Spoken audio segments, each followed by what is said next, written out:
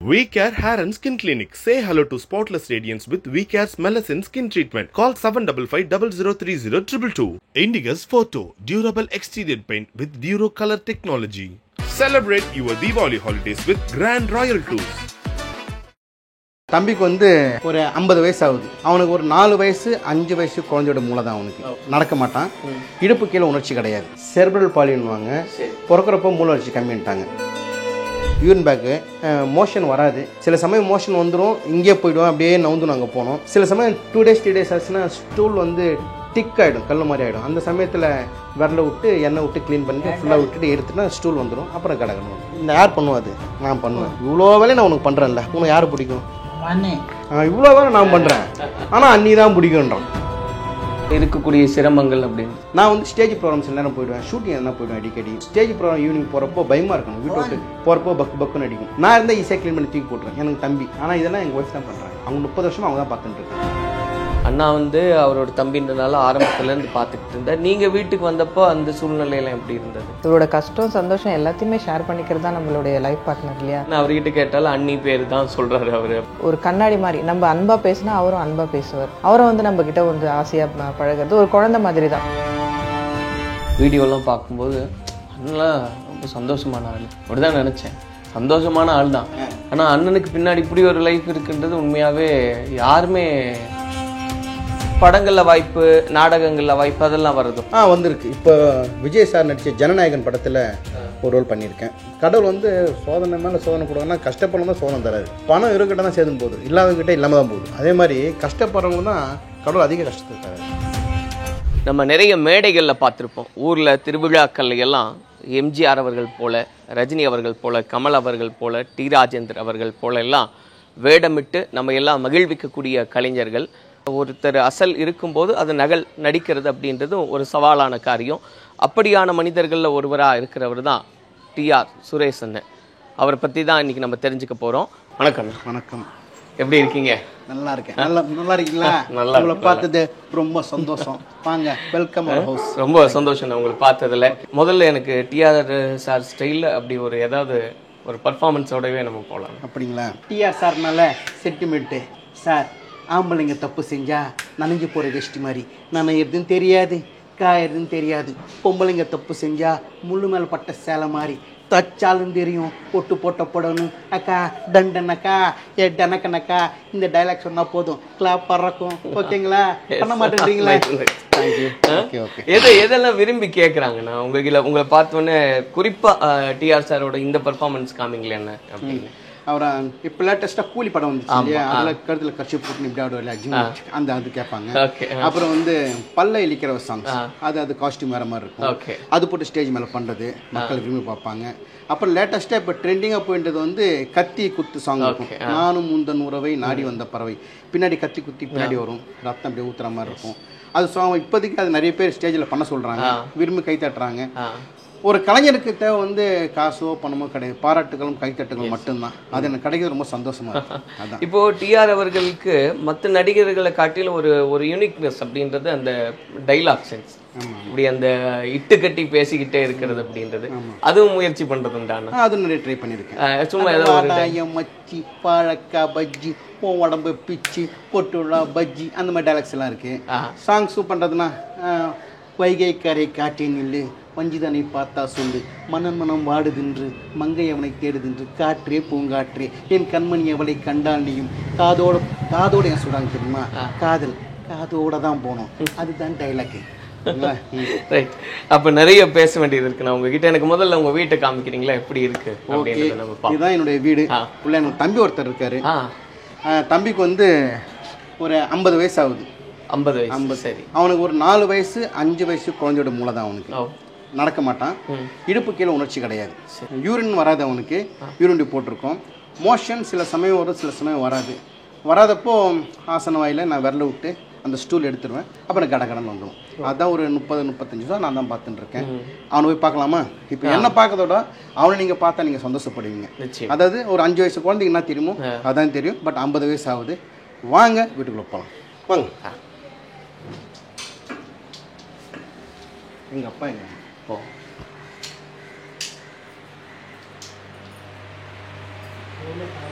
சூரி, உன்னை பார்க்க யார் வந்திருக்காங்க பாரு. நல்லா இருக்கீங்களா? சரவணன். சொல்லி வச்சிருந்தாரா நான் வருவேன்னு? பேர் என்ன? சரவணன் சொல்லி இல்லையா? கை குத்தியா சரவணனுக்கு? நல்லா இருக்கீங்களா? நல்லா இருக்கீங்களா? சாப்பிட்டீங்களா?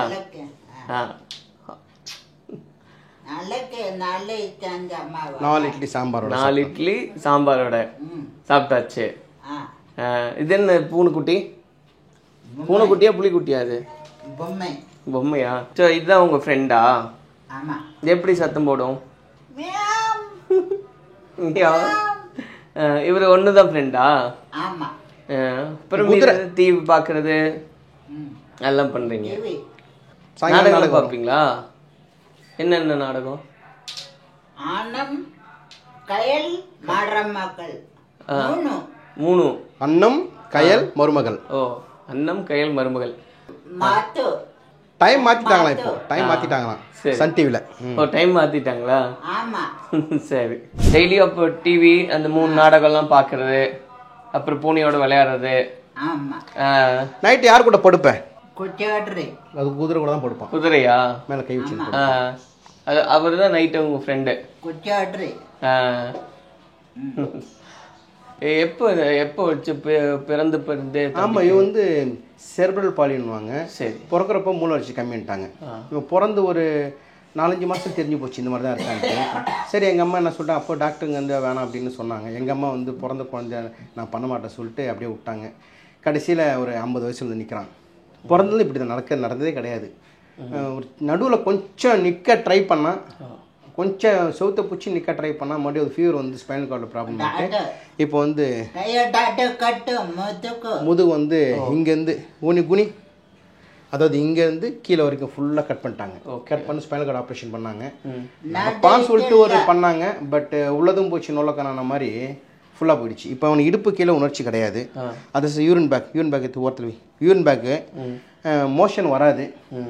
மோஷன் வராதுன்னா சில சமயம் மோஷன் வந்துடும், இங்கே போய்டுவோம், அப்படியே நவுந்து நாங்கள் போனோம். சில சமயம் 2 days 3 days ஆச்சுன்னா ஸ்டூல் வந்து டிக் ஆகிடும், கல் மாதிரி ஆகிடும். அந்த சமயத்தில் நான் வந்து என்ன பண்ணுவேன், பாபு மலா உணர்ச்சி விரல விட்டு எண்ணெய் விட்டு க்ளீன் பண்ணிட்டு ஃபுல்லாக விட்டுட்டு எடுத்துட்டா ஸ்டூல் வந்துடும். அப்புறம் கடகன்னு வந்துடும். இந்த யார் பண்ணுவோம்? அது நான் பண்ணுவேன்.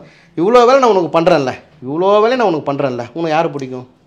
அண்ணியா பாபுவா? யார் பிடிக்கும்? இந்த தண்ணி பிடிக்கும். அண்ணி தான் பிடிக்கும். இவ்வளோ வேலை நான் பண்ணுறேன், ஆனால் அண்ணி தான் பிடிக்கும். பாபு அண்ணான்னு சொல்கிறேங்களேன். நான் வெளியே எங்கன்னா போயிட்டேன்னா பவானி எங்கள் ஒய்ஃப் அவங்க தான் சாப்பாடு தருவாங்க. அண்ணின்னு சொல்ல மாட்டான், அண்ணான்னு சொல்ல மாட்டான். No chance. தண்ணி குடி. பேர் வச்சுதான் பாபு வாடா போடாதான். ஓ, அப்புறம் அண்ணன் தானே சொல்கிறேன். இவ்வளோ வேலை பண்ண சொல்கிறான், சொல்ல மாட்டான். நான் என்னென்ன பண்ணுறோம் அதெல்லாம் பண்ணுவோம். இப்போ டிஆர் சார் டைலாக் பேசுவோம் பேசுவோம். அப்படியா? டிஆர் சார் மாதிரி பேசு. நம்ம தண்ணுக்கு நாளைக்கு நான் என்ன சொல்ல தெரியுங்களா? நம்ம தங்கச்சி நல்லா இருக்கியாமா? நாளைக்கு சொடக்கு போட்டு அது டிஆர் சார் மாதிரி டைலாக் பேசுவார் அவரு. அப்புறம் வேற யார் மாதிரி பேசுவேன்? பாய்க்கராஜ். இந்த முருங்காய் சாப்பிட்டா உடம்புக்கு நல்லது, நல்லா இருங்க. அது பாய்க்கராஜ் டைலாக். அது நாகேஷ். வெற்றி வேண்டுமா போட்டு பாரடா எது நீச்சல். வேற நம்பியார். என்னடா கபாலி நம்பியார் மாதிரி. வேற இப்போ ஏற்கனவே இந்த கமல் சார் வந்து நாயகன் படத்தில் ஒரு பாட்டு பாடணும். தென்பாண்டி சீமையிலே தேரோடும் வீதியிலே மான் போல துணி எடுப்பாங்க இல்லையா, துணி எடுத்தவன் எப்படி ஆடுவாரு? மான் போல வந்தவனே யார் அடிச்சாரோ. இதெல்லாம் ஒண்ணுமே தெரியாம தான் கொஞ்சம் உங்களோட ட்ரை பண்ணி இப்போ எனக்கு திட்ட அளவுக்கு வந்துட்டான். பாபா அண்ணான்னு கூப்பிடேன் ஒரு தடவை. என்னடா போடா வாடா. என்ன பண்றதுங்க, தம்பியாச்சே. இப்போ 50 வயசு ஆகுது இல்லையா? 50 வயசு ஆகுது. பட் மூளை வந்து 4 வயசுலேருந்து 5 வயசுக்குள்ள. அந்த இது பூனை வச்சு விளாட்றப்ப தெரியலையே. இப்போ நம்மள மாதிரி வந்து இவனுக்கு வந்து ஒரு அப்பளம் தான் நீங்கள் எப்படி பிடிப்பீங்க, சாஃப்டாக பிடிப்பீங்க, அதெல்லாம் தெரியாது. எல்லாம் ஒரே மாதிரி தான். ஓகே. நீங்க வந்து ஒரு சேனல் வச்சிருக்கீங்களா? அதுல தம்பி பத்தி எல்லாம் போடுறீங்க. ஆமா, தம்பி பத்தி நிறைய பேர் தம்பிக்கு நிறைய ஃபேன்ஸ் இருக்காங்கலாம் கேள்விப்பட்டேன். ஆமா ஆமா, இப்போ வந்து நிறைய பேர் என்ன பார்க்க வராங்க வீட்டுக்கு. என்ன பார்க்கறத விட சூர்யாவை தான் பார்க்கணும், தம்பியை தான் பார்க்கணும்னு சொல்லிட்டு தம்பியை நிறைய பார்க்க பண்ணுறாங்க. சூரிய உன்னை எத்தனை பேர் உனக்கு பிடிக்கும்? உனக்கு டெய்லி என்ன சொல்ல காலையில்? வட்டம் டப்பல்ல.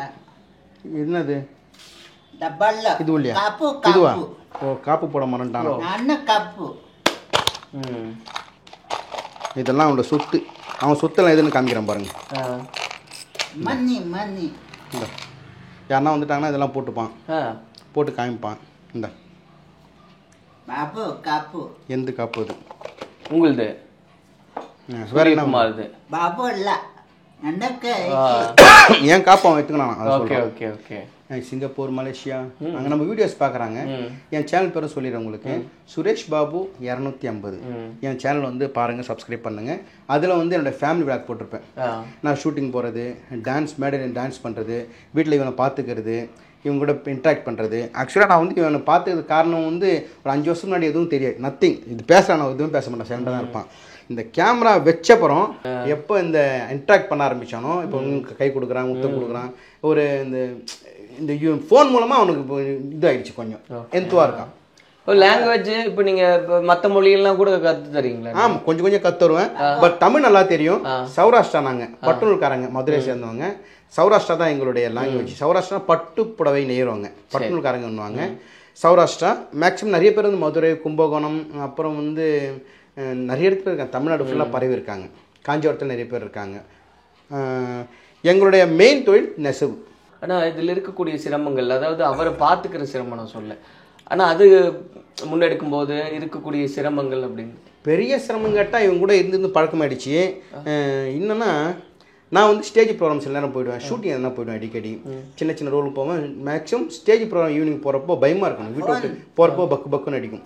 இவன் சில சமயம் கக்கூஸ் போயிடுவான், இங்கேருந்து அப்படியே நான் வந்து அங்கே பாத்ரூம் இருக்கு போய் படுத்துப்பான். சில சமயம் இவன் இடுப்பு கீழே உணர்ச்சி இல்லை இல்லையா, சில சமயம் நவுந்து போகிறப்போ மோஷன் வந்துடும். அப்போ அவனால் நவுந்து போக முடியாது. நவுந்து போனால் வீடெல்லாம் வச்சு அப்படியே படுத்துப்பான், 2 காலம் தூக்கி படுத்துப்பான். அப்போ என்ன ஆகும், ஃபுல்லாக இதுவாக இருக்கும் அந்த இடத்துல. நான் இருந்தால் ஈஸியாக க்ளீன் பண்ணி தூக்கி போட்டுறேன், எனக்கு தம்பி. ஆனால் இதெல்லாம் எங்கள் ஒய்ஃப் தான் பண்ணுறாங்க. இப்போ நான் இல்லைன்னா அவங்க தான் அவங்க 30 வருஷமாக அவங்க தான் பார்த்துட்டு இருக்காங்க. நீங்கள் வந்து அரேஞ்ச் மேரேஜா இருக்கு? அரேஞ்ச் மேரேஜ் தான். அரேஞ்ச் மேரேஜ் தான். ஆனாலும் அப்படி வீட்டுக்கு வந்த ஒருத்தவங்க அவங்க பொண்ணு பண்ணுறாங்கன்றதே ஆச்சரியமான ஒரு. அங்கே தான் பண்ணுறாங்க, அதெல்லாம் தான் நான் நல்லா இருக்கேன். தைரியமாக எங்கன்னா ஸ்டேஜ் எங்கன்னா போகிறேன், ஊருக்கு எங்கன்னா போகிறேன்னா அதுதான் முக்கியமான காரணம். ஓகே, அவங்க பண்ணுறாங்க. இப்போ நீங்கள் இல்லைன்னா அவங்க நான் மேக்ஸிமம் நான் பண்ணிவிடுவேன், இல்லாட்டி அவங்க பண்ணிவிடுவாங்க. அதான் சொல்கிறேன் இல்லையா, என்ன பிடிக்குமா அண்ணியை பிடிக்குமான்னு கேட்டால் யாரை பிடிக்கும்? பவானி. பவானி தான் பிடிக்கும். என்ன சொல்ல மாட்டான், செய்கிறதெல்லாம் நான். ஆனால் அண்ணி தான் பிடிக்கும். நான் குளிப்பாட்டுவேன், தாடி மீசை எடுத்துட்டேன், மாப்பிள்ளை மாதிரி ஆகிட்டேன். மாப்பிள்ளை தாடி மீசை எடுத்து மாப்பிள்ளை ஆகிட்டேன். நல்லா தலை கூத்தி குளிப்பாட்டி கட் பண்ணுறது. ஆமாம், நீங்கள் அதே அந்த ட்ரிம்மர் இருக்கு இல்லையா, கடையில் இருந்து ஆள் வந்திருந்தாங்க. 800 900 கேட்குறாங்க. ஆமாம், நான் வாங்கின ட்ரிம்மர் 900 rupees தான். இப்போ அதில் நானே பண்ணிடுறது. ஒன்றும் இல்லை, ஃபுல்லாக உட்கார வச்சுட்டு சுத்தமாக எடுத்து குளிப்பாட்டுறோம். நான் க்ளீன் பண்ணுறோம் இல்லையா, இதுவும் பண்ணுவேன், அங்கேயும் சேவ் பண்ணுவேன். ஓகேங்களா, ஏன்னா நம்ம நடக்கிறோம் போகிறோம் வர நம்மளுக்கு காற்றுப்படுது.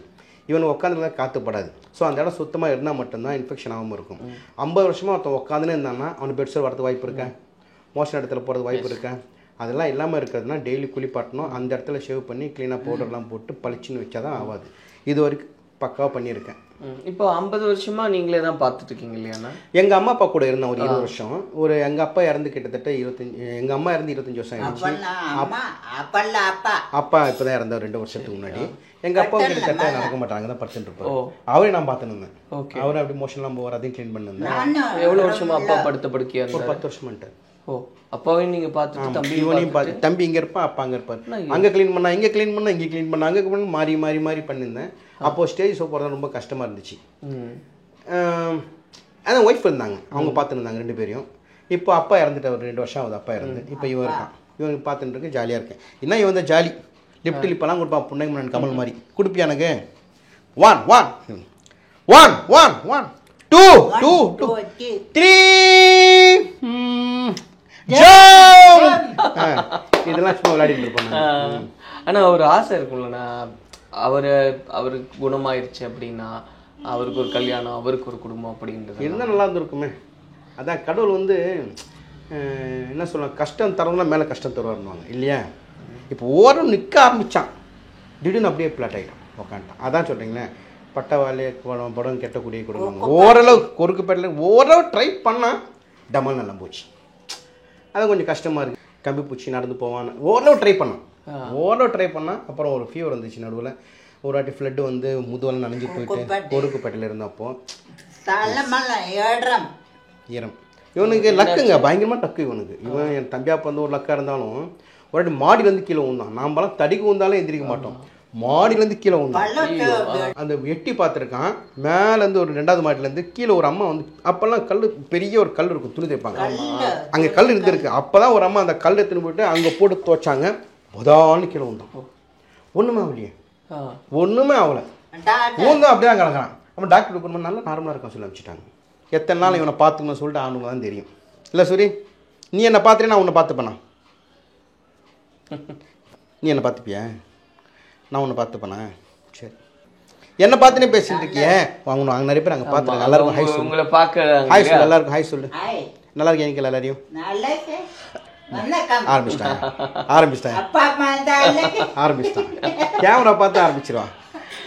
இப்போ இவனுக்கு வந்து இந்த வீட்டில் வந்து எல்லா வசதியும் வரலாம். இவன் வேலையை இவன் பார்த்துப்பான். ஃபஸ்ட்டு எல்லாம் யூரின் வந்து எடுக்க முடியாது.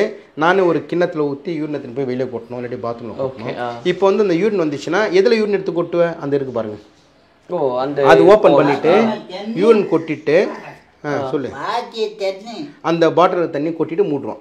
ஸோ அவன் யூரின் அவனே எடுத்துருவான். அங்கே பல்லு வளர்க்கிடுவான். அவனுக்கு ஏற்ற மாதிரி வாஷ் பேஷன். அதே மாதிரி பாத்ரூம் இங்கே பார்த்தா பிளாட்டாக இருக்கும், போய் படுத்துப்பான். ஏதோ போதுங்க இவனை வச்சுன்னு. இவன்லாம் கூட எனக்கு போர் அடிச்சிடும்.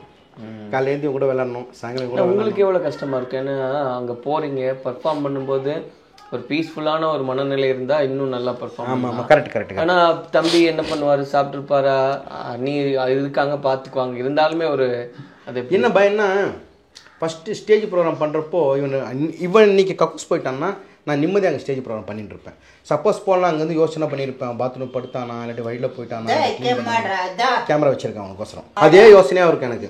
ஒரு தடவை அந்த மாதிரி தான் ரெட்டில்ஸில் ப்ரோக்ராம் பண்ணிட்டு இருக்கேன். எங்கள் அப்பா அங்கே படுத்துருந்துருக்காரு, இவன் எங்கே படுத்துருக்கான். இவன் வந்து இங்கே லுங்கியில் மோஷன் போயிட்டான், நவுந்து போக முடியாது, ஃபுல்லாக வீடு ஃபுல்லாகிடுச்சு. எங்கள் அப்பா அங்கே போயிட்டாரு, நடக்க முடியாது, மோஷன்லாம் கீழே வளைஞ்சி போயின்னு இருக்கு. எங்கள் ஒய்ஃப் திணறிட்டாங்க 2 பேர் பார்க்குறதுக்கு. ஃபோன் பண்ணாங்க, அங்கே ப்ரோக்ராம் டான்ஸ் பண்ணிட்டு இருக்கேன். அங்கே சொன்ன 2 டான்ஸ் நான் பண்ணிட்டு போயிடுறேன் சொல்லிட்டு 2 டான்ஸ் பண்ணிவிட்டு ரெட்டில்ஸ் வந்து அவசரமாக ஓடி வந்தேன். நான் வந்து பார்த்தா இங்கே வேறு மாதிரி இருந்துச்சு லெவல். ஸோ அந்த முடிச்சுட்டு இங்கே வந்துட்டு எங்கள் அப்பாவை க்ளீன் பண்ணி ஃபுல்லாக படுக்க வச்சுட்டு அப்புறம் இவனை க்ளீன் பண்ணி படுக்க வைத்து 1 hour 2 மணி நேரம் கூட ஆகிடுச்சு. சாப்பாடு யாருனாலும் ஊட்டிடலாம் பிரதர். அந்த மாதிரி வேலையை பண்ணுறது ரொம்ப ரொம்ப கஷ்டம். அதான் மேடையில் வந்து எல்லாருக்கும் ஜாலியாக ஹாப்பியாக டான்ஸ் ஆடிட்டு வீட்டில் வந்து பின்னாடி பேக்ரவுண்ட் சொல்லுவாங்க. நான் நிஜமாக அப்படி தான் நினச்சேன்னா, உங்களை முன்னாடி உங்களோட நிகழ்ச்சிகள்லாம் பார்க்கும்போது, வீடியோலாம் பார்க்கும்போது அதெல்லாம் ரொம்ப சந்தோஷமான ஆள் அப்படிதான் நினச்சேன். சந்தோஷமான ஆள் தான். ஆனால் அண்ணனுக்கு பின்னாடி இப்படி ஒரு லைஃப் இருக்குன்றது உண்மையாகவே யாருமே எதிர்பார்க்க. நம்மளோட என்னோட சப்ஸ்கிரைபர்ஸ்க்கு நிறைய பேர் தெரியும். ஒரு 4 லட்சம் சப்ஸ்கிரைப் இருக்கிறாங்க. இந்த மாதிரி சுரேஷ் பாபு ஒருத்தர் இருக்காரு, டிஆர் மாதிரி இருக்காரு, அவனு இந்த மாதிரி தம்பி இருக்காங்க, சப்போர்ட் பண்ணுறாங்கன்ட்டு. பட் உங்களுடைய புதுசாக பார்க்குற ஆளுங்களுக்கு நம்மளை பற்றி தெரியாது இல்லையா? ஸோ இதன் மூலமாக தெரிஞ்சுப்பாங்கன்னு நினைக்கிறேன். தேங்க்யூ. மேலே கண்டினியூ பண்ணிக்கலாம், க்ளோஸ் பண்ணி டாடா. நான் போயிட்டு திரும்ப வரேன், சரிங்களா? Right, okay. வணக்கம் ஃப்ரெண்ட்ஸ். வணக்கம். நல்லா இருக்கீங்களா? அப்பா அம்மா நாளைக்கு நிக்க நாளைக்கு நிக்கி காப்பி நைட்டி இது தோசை அப்பளம் வடை பாயசம் லட்டு. போதும். இப்போ என்ன சாப்பிட போற நீ? 4 இட்லி வடை. 4 இட்லி சாம்பார். சரி, ஃபஸ்ட்டு இட்லி எடுத்துட்டு யாருக்கு தரணும்? வேணாம், அவங்களுக்கு தர வேணாம், நீ சாப்பிட்டு. வேணாம், நீ சாப்பிடு முதல்ல, அவங்களுக்கு தர வேணாம், நீ சாப்பிடு. அப்புறம் யாருக்கு தரணும்? சரி வாங்க துண்ணுங்க. வாங்க துண்ணுங்க. ரைட், அடுத்து யாருக்கு தரணும்? சாமி. அந்த சாமி சொல்லு. சாமி. சாமி கொடுத்தாச்சு. சாமி துண்ணுங்க. கண்ட சாமி துண்ணுங்க. முருகான் சாமி துண்ணுங்க. செவண்டு துண்ணுங்க. தந்தி துண்ணுங்க. அடுத்து யாரு? மாலா. மேலே ஃபேனுக்கா? தந்தியே துண்ணை உண்ண உணவும் நீரும் தினம் தந்த தெய்வமே என்றும் உமக்கே நாம் நன்றி சொல்லுவோம். நல்லா இருக்கா? அவன் சாப்பிட்டேன்னு கேட்டேன் அவங்கள. Right, okay. சூரிய, உனக்கு பாபு பிடிக்குமா அண்ணியை பிடிக்குமா? பவானி. ஏய், பவானி. உனக்கு குளிப்பாட்டுறது, ஷேவ் பண்ணுறது. எனக்கு பவானி. ஓ, இவங்களுக்கெல்லாம் அண்ணி, உனக்கு பவானியா? உனக்கு யாரை பிடிக்கும்? அண்ணியா பாபுவா? யார் அண்ணி பேர் என்ன? பவானி. அண்ணி என்னன்னு கூடுவேன்? பவானி. அண்ணி. பவானி. அண்ணி. பவானி. அண்ணி. அண்ணி. பவானி. சரி, அண்ணான்னு கூட. என்ன அண்ணான்னு கூட? என்னன்னு கூடுவேன்? பட்டா. பார்த்தீங்களா, என்ன மரியாதை கொடுக்க நம்மளுக்கு. சரி, ஓகே. மாட்டி 1 2 3 சொல்லு. 1 2 3 4 5 6 7 8 9 10. Very good. ஞாயிறு, திங்கள், ஞாயிறு, திங்கள், செவ்வாய், புதன், வெள்ளன், வெள்ளி, சனி. அவ்வளோதான். அங்கத்த என்ன பேசணும்? My God. ஓ, இவர் இங்கிலீஷ் பேசுவாருங்க. இங்கிலீஷ் எப்படி பேசுவேன்? What the coffee? No. What coffee? No. What the dosa? No. Hindi பேசு. கச்சா. क्या बोल? क्या बोल? பார்த்தீங்களா? கணக்காய். கணக்காய். அப்புறம் வந்து நம்ம கமல் சார் இருக்கார் இல்லையா, அந்த பாட்டை நான் பாடுறேன். துண்டு எடுத்துரு. தென்பாண்டி சீமையிலே தேரோடும் வீதியிலே மான் போல வந்தவனே யாரடித்தாரோ யாரடித்தாரோ யாரடித்தாரோ. அடுத்து சிவாஜி சார். எங்கே நிம்மதி எங்கே நிம்மதி அங்கே எனக்கோரிடம் வேண்டும். நாரி. நாய். நாரி. நரியில் நாய் கத்துது. நாரி. சரி, ஓகே. கார்த்திக் சார் என்ன சொல்லுவாரு? சந்த முரளி. சந்த முரளி. அடுத்து யாரு? சிவாஜி. சிவாஜி. நாகேஷ். வெற்றி வேண்டுமா போட்டு பாரடா எது நீச்சல். அடுத்து வேற யாரு? பாக்கியராஜ். நம்மளுக்கு முருங்கக்காய் சாப்பிட்டா எப்படி இருக்கு? நல்லா இருக்குமா? நல்லா இருக்குங்க, சந்தோஷமா இருங்க. அடுத்து வேற யாரு? நம்பியார். டேய், என்னடா கபாலி கப்பலி என்ன பண்ற? எம்ஜிஆர். நானான இட்டான் அது நடந்து விட்டான். இந்த ட்ரைனிங் எல்லாம் கொடுக்கறதுன்னு கிட்டத்தட்ட ஒரு 20 வருஷம் ஆச்சு. ஒன்றுமே பேசாமல் இருந்தான். எனி டைம் மேலே தான் பார்த்துட்டு இருப்பான். அப்படி மேலே என்னதான் இருக்குன்னு தெரியாது. இப்போ தான் கொஞ்சம் கொஞ்சமாக எடுத்துன்னு வந்து பேச ஆரம்பிச்சிருக்கான். ஓகேவா? எல்லாருக்கும் தேங்க்ஸ் சொல்லு, பாய் சொல்லு. தேங்க்யூ. பிள்ளைங்க குத்துரு. வீடு வீடு வாங்க. எந்த வீட்டுக்கு வந்து யாரை பார்க்கணும்? உன்னையா என்னையா? அண்ணா, இப்போ தம்பியை பார்த்துட்டு வந்தோம். எனக்கு அங்கே அவரை பற்றி தான் கேட்கணும்னு விருப்பமாக இருக்கு. இப்போ நீங்கள் இல்லாதப்போ அண்ணி பார்த்துக்குவாங்க. மேடை நடன ப்ரோக்ராம் போய்டுவேன் நான் மேடைக்கு. அப்போ வந்து ஒரு சமயம் 1 டே கூட ஆகிடும். லாங்கெல்லாம் போவேன். மேட்டுப்பாளையம் அந்த மாதிரி காரைக்குடி அந்த மாதிரி போகிறப்போ 2 டேஸ் கூட ஆகிடும். அப்போ இவங்க தான் பார்த்துப்பாங்க. நீங்கள் பார்த்துக்கிறீங்களேக்கா? ஆரம்பத்தில் எப்படி இருந்தது உங்களுக்கு? ஏன்னா அண்ணா வந்து அவரோட தம்பின்றனால ஆரம்பத்துலேருந்து பார்த்துக்கிட்டு இருந்தார். நீங்கள் வீட்டுக்கு வந்தப்போ அந்த சூழ்நிலையெல்லாம் எப்படி இருந்தது? ஆக்சுவலாக வந்து நம்ம மேரேஜ் பண்ணி வந்ததுக்கப்புறம் நம்மளுடைய சந்தோஷம், இவரோட கஷ்டம், சந்தோஷம் எல்லாத்தையுமே ஷேர் பண்ணிக்கிறது தான் நம்மளுடைய லைஃப் பார்ட்னர் இல்லையா? அதனால் எல்லாமே நான் ஷேர் பண்ணி நான் பண்ணிட்டு தான் இருக்கேன். இவருக்கு வந்து ஆக்சுவலாக வந்து இந்த டான்ஸு, இந்த மாதிரி ஆக்டிங்கு, இது மாதிரி தான் அவருக்கு பிடிக்கும். ஸோ ஆனால் அவருக்கு வீட்டில் இருக்கிற சுச்சுவேஷன் இந்த மாதிரி அவர் பார்த்துக்கணுன்றதால இவரால் எங்கேயுமே வந்து போக முடியல வெளியில். அதுக்கப்புறமா வந்து சோஷியல் மீடியா மூலமாக தான் இவர் வந்து இவரோட இதெல்லாமே டேலண்ட் எல்லாமே இவருக்கு ஒரு பிளாட்ஃபார்ம் கிடச்சிது, பண்ணார். அதே மாதிரி இவர் வெளியே போகிறப்போ நான் வந்து பார்த்துக்க ஆரம்பித்தேன். ஏன்னா இவருக்கு வந்து இதில் தான் இன்ட்ரெஸ்ட்டு. ஸோ இவரோட பேஷனுக்காக இவர் வெளியில் போகிறார் இல்லையா? ஸோ போகட்டும், நம்ம பார்த்துக்கலாம், சப்போர்ட் பண்ணலாம் சொல்லிட்டு இவருடைய இதை பண்ணணுன்றதுக்காக தான் நான் பண்ணிகிட்ருக்கேன். ஆக்சுவலாக அவர் ஒரு குழந்தை மாதிரி இல்லையா? ரொம்ப சுட்டித்தனம் அப்படின்னு. ஏன்னா அவர்கிட்ட கேட்டாலும் அண்ணி பேர் தான் சொல்கிறாரு அவர். அப்படின்னா எவ்வளோ குழந்தை மாதிரி அவர்? அவருக்கு வந்து என்னென்னா ஒரு கண்ணாடி மாதிரி, நம்ம அன்பாக பேசினா அவரும் அன்பாக பேசுவார். நம்ம எவ்வளோ அவர்கிட்ட கேராக இருக்குமோ அவரும் வந்து நம்மக்கிட்ட வந்து ஆசையாக பழகிறது ஒரு குழந்தை மாதிரி தான். முன்னாடியெல்லாம் வந்து அவருக்கு சாப்பிடக்கூட தெரியாது.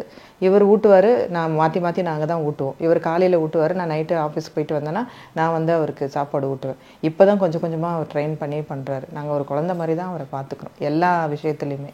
இந்த குறும்பு பண்ணுறது, சுட்டித்தனம் பண்ணுறது, அந்த மாதிரி என்னெல்லாம் பண்ணுறாரு? அவர் வந்து என்ன பண்ணுறாருன்னா, என்ன சொல்கிறது, நம்ம கிண்டல் பண்ணுவார், எல்லாம் பண்ணுவார். உங்களுக்கு கிண்டல் பண்ணுவார்? என்னென்னலாம் கிண்டல்? அதெல்லாம் சும்மா ஜாலியாக தான் பண்ணுவார் அவர். அதெல்லாம் அணின்னு போட மாட்டாங்க. அது உங்களையும் பேர் வச்சு தான் பவானி பவானின்னு தான் கூப்பிடுறது. ஆமாம். சரி, அண்ணனுடைய லைஃப் அப்படின்னு நம்ம பார்க்கும்போது இந்த லுக்க லைக்காக இருக்காரு, டிஆர் சார் மாதிரி பர்ஃபார்ம் பண்ணுறாரு அப்படின்னு அதுக்கு முன்னாடி பல தரப்பட்ட வேஷங்கள்லாம் அவர் போட்டிருக்காருன்னு. உங்களுக்கு அது எப்படி இருக்குங்க ஆரம்பத்தில் இது தெரியும் போது? ஏன்னா சில பேர் வந்து அதை கிரிட்டிசைஸ் பண்ணுறாங்களே, சில பேர் நான் சொல்கிறேன் அது ஒரு கலை, ஆனால் அதை தாண்டி ஒரு சிலர் கிரிட்டிசைஸ் பண்ணுறதை நீங்கள் எப்படி பார்க்குறீங்க?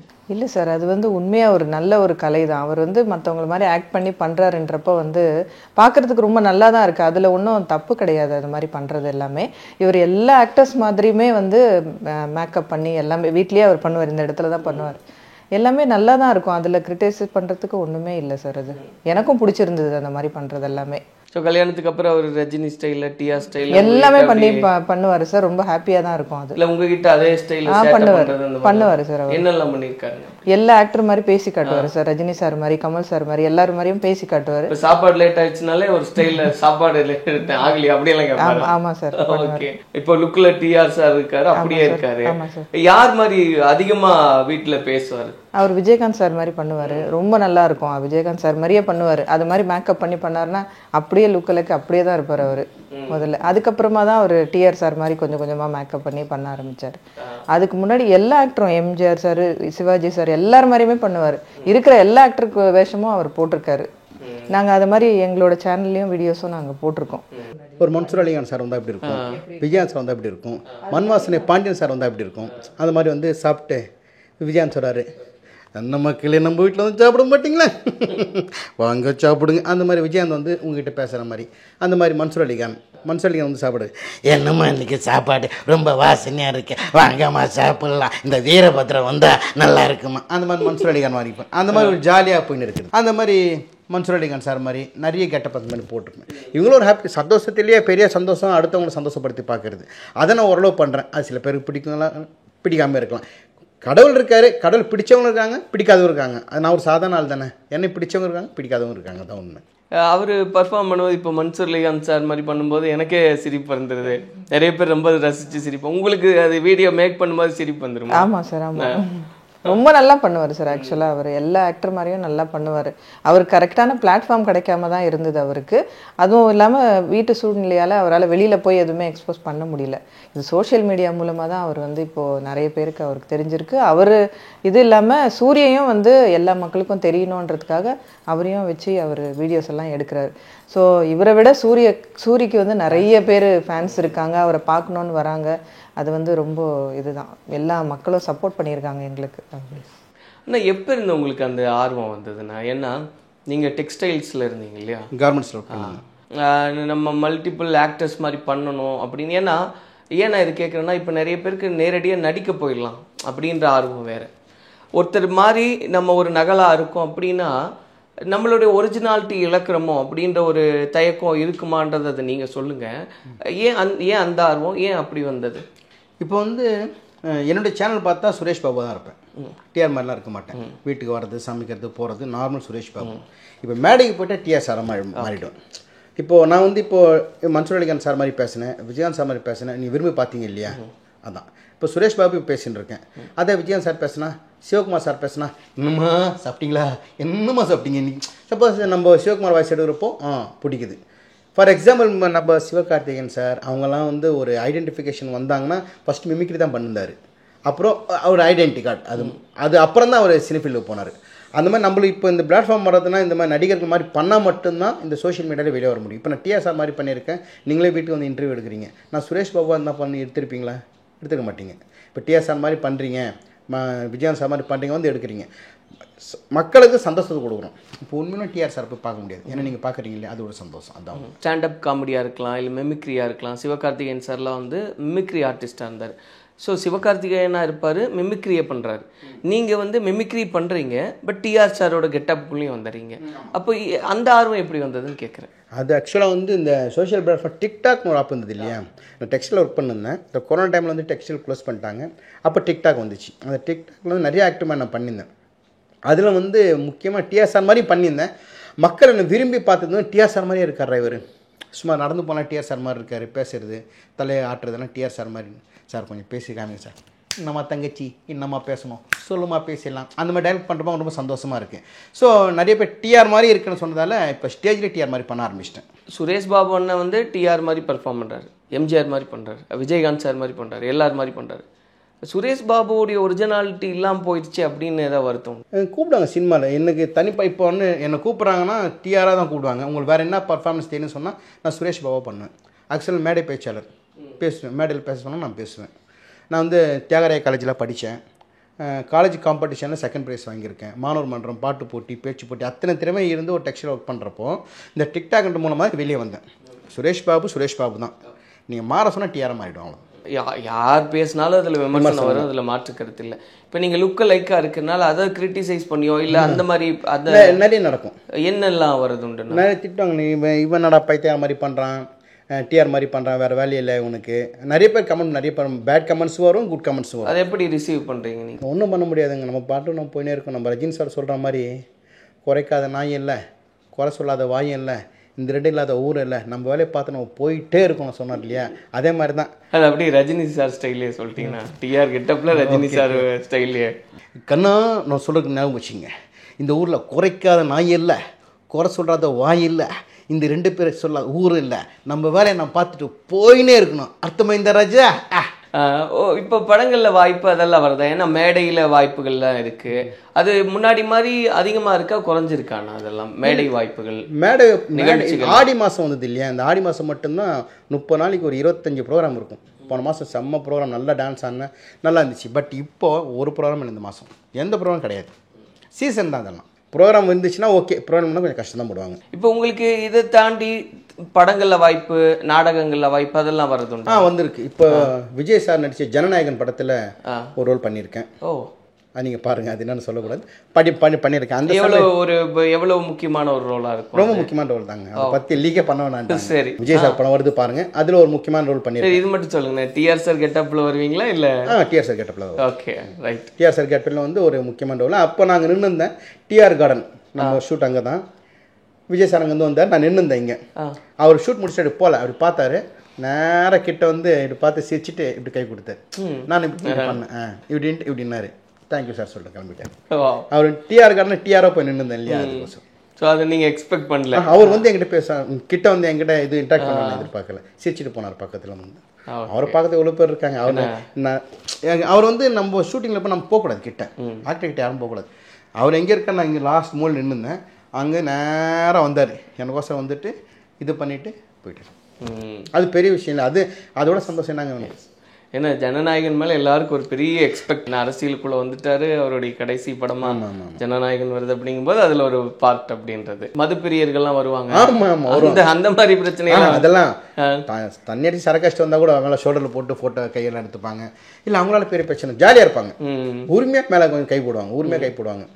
குடிக்கிறவங்கலாம் கெட்டவங்க கிடையாது, குடிக்காதவங்க நல்லவங்க கிடையாது இல்லையா, அதான். இப்போ டிஆர் சார் பார்த்துருக்காரு அண்ணா, நீ அவரை சந்திச்சதுண்டா? அந்த அனுபவம் எப்படி இருந்தது? அவரு கிட்ட பேசி காமிக்கும் போது என்ன? ஆமாம், என்ன ஒரு வாட்டி வந்து சிம்பு சாருக்கு பர்த்டே டி நகரில். அப்போது சொன்னாங்க டிஆர் சார் அங்கே வருவாருன்ட்டு. நான் போயிருந்தேன், ஒரே கூட்டம். நான் உள்ளே போய் டிஆர் சார் நான் உள்ளே போயிட்டேன், அவருடைய வீட்டுக்குள்ளே போயிட்டேன். இந்த கெட்டப்லாம் போயிருந்தேன். நான் தான் டிஆர் சார் நிறைய பேர் கிட்ட வர ஆரம்பிச்சிட்டாங்க. அப்போ நான் டிஆர்லப்பா சொன்னோன்னா நிறைய பேர் ஃபோட்டோ எடுத்தாங்க என் கூட. அப்புறம் டிஆர் சார் வெயிட் பண்ண டிஆர் சாரும் வந்தார். அந்த எல்லாரும் பிரியாணி போட்டு தந்துருந்தாரு. கூட்டம் வேறு. நான் எட்டி பார்த்தேன், அவர் கண்ணில் படுற மாதிரி பார்த்துட்டு இப்படின்னாரு. அவர் கிட்ட போனால் இப்படியே பார்த்தாரு, மேலே இங்கேயும் சிரிச்சாரு. அப்புறம் என்ன பார்த்தேன், ஃபோட்டோ ஒன்று எடுக்கணும் சார்ன்னு. சரி ஃபோட்டோ எடுத்தார். நம்மள மாதிரியே இருக்கல அப்படின்னாரு. அவர் ஃபோட்டோ எடுத்துட்டு வீடு வரைக்கும் போனேன். வீட்டில் போய் ஃபோட்டோ எடுத்துட்டு வந்துட்டேன். அவ்வளோ ரொம்ப இன்ட்ராக்ட் பண்ணணும் அவர்கிட்ட. பேசி காமிக்க வாய்ப்பு கிடைச்சதா இல்லை பக்கத்தில் அவங்க சொன்னாங்க பேசி காமி அவர்கிட்ட? சார் என்ன சார் பேசணும், இப்போ நீ கிளம்பலாம் முதல்ல சொல்லிட்டாங்க.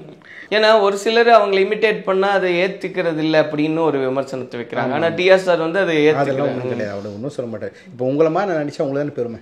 எஸ். அதான் சொல்கிறேன்.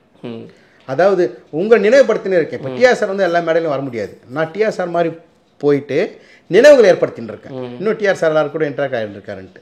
நீங்கள் சரி பண்ணுறதுண்டுங்களா? இல்லை இல்லை லைட்டாக இப்படி வாங்க அப்படின்லாம் சொல்கிறதுண்டு. ஏதாவது சொல்லியிருக்கேன் நான், ரொம்ப சொன்னதில்லை, லைட்டாக சொல்லியிருக்கேன் நான். அதெல்லாம் ஏற்றுக்குவார இல்லை டிஆர் ஸ்டைல அதெல்லாம் எனக்கு தெரியும் அப்படின்ற மாதிரி மறுத்துறது உண்டா? இல்லை இல்லை ஏற்றுப்பார். மறைந்த அண்ணன் ரோபோ சங்கர் அவர்களுடைய நிகழ்வுக்கு வரும்போது கூட எல்லாருமே வந்திருந்தீங்க. அந்த அந்த நட்பு அப்படின்றது எப்படி இருக்குண்ணா? ரோபோ சங்கர் வந்து ரொம்ப ரொம்ப நல்ல மனுஷன், ரொம்ப ரொம்ப நல்ல மனிதர். எளிமையாக எல்லாருடைய பழகுவார். நானும் பேசியிருக்கேன், வீட்லேயும் பேசியிருக்கேன், நேர்லையும் பேசியிருக்கேன். சக மனிதர்கள் கூட நல்லா பேசுவார், நல்லா அன்பாக வந்து பேசுவார். என்கிட்டலாம் டிஆர்னா நல்லா இருக்கீங்களான்னு கேட்பார், நல்லா பேசுவார். என் மேடை கலைஞர் எல்லாருக்கும் சப்போர்ட் பண்ணுவார். ஒரு ட்ரஸ்ட்டுன்னு அவர் தான் ஃபஸ்ட்டு வந்து நிற்பார், எல்லாம் நல்லா பண்ணுவார். இந்த 46 வயசில் இறந்து ரொம்ப மனசு கஷ்டமாக தான் இருக்குது. நம்ம விட்டு போயிட்டார், கஷ்டமான ஒரு விஷயம் தான். நல்ல மனிதர். அவரும் மேடை கலைஞர் தான். மேடையிலேருந்து தான் டிவி ஷோவில் வந்துட்டு இப்போ வந்து நடிகராக இருக்கார். ஸோ எல்லாம் இப்போ எல்லாமே நாங்கள் முயற்சி பண்ணுறதெல்லாம் ஏதோ ஒரு சான்ஸ் கிடச்சி சினிமாவில் வாய்ப்பு கிடைக்காதா? எனக்கும் இப்போ சினிமாவில் ஜனநாயகன் படத்தில் வாய்ப்பு கிடச்சிருக்கு.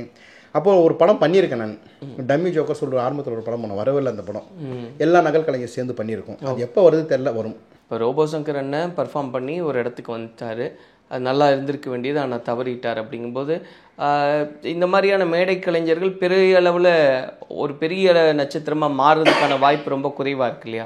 அதை நினைக்கும் போது எவ்வளோ வருத்தம். இப்போ என்னை பார்க்குறவங்க ஒரு சான்ஸ் என்ன தவற மாட்டாங்களா? இப்போ அந்த படத்தில் எனக்கு வாய்ப்பு கிடச்சிதுன்னா நம்ம பார்த்துருக்காங்க, மேடையில் நம்மளை பார்த்துருக்காங்க, அவரை கூடுப்பான்னு கூப்பிட்ருக்காங்க. இப்போ சன் டிவியில் ஒரு ப்ரோக்ராம் கூப்பிட்டுருந்தாங்க, மருமகள்ன்ற ஒரு சீரியலில் வந்து ஒரு கெஸ்ட் ரோல் பண்ண சொல்லியிருந்தாங்க, பண்ணியிருந்தேன். ஜி தமிழில் கூப்பிட்டுருந்தாங்க. அந்த மாதிரி நாங்கள் வாய்ப்பு கிடச்சா மிஸ் பண்ணாமல் போயினே இருக்கும். எதுனா ஒரு இடத்துல கிளிக் ஆச்சுன்னா ஒரு சினிமாவுக்கு போயிடும். எல்லாருமே முயற்சி பண்ணுறாங்க, எல்லாருமே முயற்சி பண்ணி தான் இருக்காங்க. அது 100 பேர் முயற்சி பண்ணால் ஒருத்தர் கிளிக் ஆகணுவாங்க இல்லையா? ஸோ 100 பேர் முயற்சி பண்ணுறோம், அது எப்போ கிளிக் ஆகும்னு தெரியாது. இப்போ ஒரு சிலர் பார்த்தீங்கன்னா நிறைய கமெண்ட்ஸ் இல்லை பேசும்போதெல்லாம் சொல்கிறாங்க, நல்ல திறமைசாலிகள்லாம் இருக்காங்க, அவங்களுக்கு அந்த அளவுக்கு வாய்ப்பு கிடைக்க மாட்டேங்குது. சும்மா பேசி ஏதாவது ஒன்று பண்ணி வீடியோ போடுறாங்க, அவங்கெல்லாம் பெரிய ஆள் ஆகிடுறாங்களே. நெகட்டிவாக பண்ணால் தானே இப்போ ஃபேமஸ் ஆக முடியுது. நெகட்டிவாக நம்ம இல்லை அந்த மாதிரி நிகழ்வுலாம் நடக்கும்போது உங்களுக்கு அது கஷ்டமாக இருக்கும். பேரை சொல்ல விரும்பலை. ஒருத்தர் இருக்காங்க, இந்த திறமை இல்லாதவங்கலாம் இப்போது சோஷியல் மீடியாவில் பேரியல் ஆகிட்டு அவங்க பேமெண்ட் 50,000 40,000 30,000 வாங்குறாங்க. ஆனால் திறமை உள்ளவர்களை வந்து இந்த மாதிரியே தான் இருக்காங்க, அடிமட்டத்திலே தான் இருக்காங்க. நான் என்ன சொல்கிறேன், திறமை உள்ளவர்களும் நம்ம மேலே கூட்டின்னு வரணும், அதுதான் எனக்கு ஆசை. அது எப்படி மனைவி கிட்ட பகிர்ந்துக்கிறது உண்டா? அதை பற்றியெல்லாம் பேசுகிறேன். நான் வெளியே போயிட்டு வந்தால் மேடை நடந்தது, ஃப்ரெண்டுங்கிட்ட பேசினது, பேமெண்ட் கொடுத்தது எல்லாத்தையும் நான் ஷேர் பண்ணுவேன். ஏன்னா லைஃப் பார்ட்னர் எதுக்கு சொல்கிறாங்க, எல்லாம் பேசுறது தான் லைஃப் பார்ட்னர். அண்ணனோட வாழ்க்கைக்கு பின்னாடி இப்படி அப்பா படுத்து படுக்கையாக இருந்தார், அப்பாவை கவனிச்சுக்கிட்டாரு, தம்பியை. ஏன்னா இன்றைக்கி இருக்கிற காலம் எப்படியாப்பட்ட காலம்னு எல்லாருக்குமே தெரியும். சொத்துக்காக அண்ணன் தம்பி எந்த அளவுக்கு முரண்பட்டு நிற்பாங்க அப்படின்றதெல்லாம் நம்ம பார்க்குறோம். அப்படி இருக்கிற ஒரு காலகட்டத்தில் தம்பி இவ்வளோ தூரம் பார்த்துக்கிறாரு, அவருடைய வாழ்க்கை இப்படி இருக்குங்கும்போது நீங்கள் அதை நினச்சி வருத்தப்பட்டது உண்டா? கண்டிப்பாக வருத்தப்பட்டது உண்டு சார். ஆக்சுவலாக வந்து உண்மையாக சொல்லப்போனால் அவர் வந்து லைஃப்பில் வந்து ஹாப்பியாக வெளியில் தான் தெரிகிறாரே தவிர மனசில் ரொம்ப கஷ்டத்தில் தான் இருந்திருக்காரு. அதனால தான் அவர் இப்போயாச்சும் அட்லீஸ்ட் கொஞ்சம் இதெல்லாம் மற்றவங்கள சந்தோஷப்படுத்துறது அவரும் சந்தோஷமாக இருக்கார் இப்போத்துக்கு. முன்னாடியெல்லாம் வந்து அவருக்கு ஃபுல் டேவே வந்து அவர் ஸ்ட்ரெஸ்ஸாக தான் இருப்பார், ரொம்ப ஸ்ட்ரெஸ்ஸாக தான் இருப்பார். ஃபேமிலி ப்ராப்ளம், வெளியிலேயும் போக முடியாது அவரால், ரொம்ப கஷ்டத்தில் தான் இருப்பார். ஸோ அவர் என்ன சொல்கிறதுன்னு எனக்கே புரியல, ரொம்ப ஒரு மாதிரி ஃபீல் பண்ணி தான் இருப்பார். அந்த ஸ்ட்ரெஸ்ஸு வந்து அவருக்கு வந்து எப்போ இதாச்சுனாக்கா, இவர் வந்து இவருக்கு பிடிச்ச ஃபீல்டில் இவர் வந்து ஷைன் ஆனதுக்கப்புறம் தான் இவருக்கு கொஞ்சம் ரிலீஃப் ஆனார். ஸோ அதுக்கு நம்ம எவ்வளோ சப்போர்ட் பண்ண முடியுமோ நான் சப்போர்ட் பண்ணிகிட்ருக்கேன். ஃபேமிலியும் சரி வெளியிலையும் சரி சப்போர்ட் பண்ணிகிட்ருக்கேன்.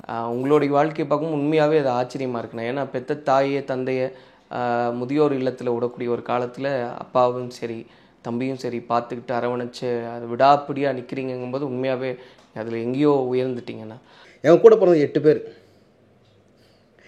ஒருத்தர் இறந்துட்டார், 7 பேர். அதில் வந்து யாரும் வந்து பார்க்கறதில்ல தம்பியை, அதான் கொஞ்சம் கஷ்டமாக இருக்கும். கூட ஒரு தம்பி இருக்கான், திருவட்டில் இருக்கான், அவன் வருவான் மாதம் ஒரு மாதம் மற்ற யாரும் வர்றதில்லை, அதுதான் ஒரு கஷ்டம், வேறு எதுவும் கிடையாது.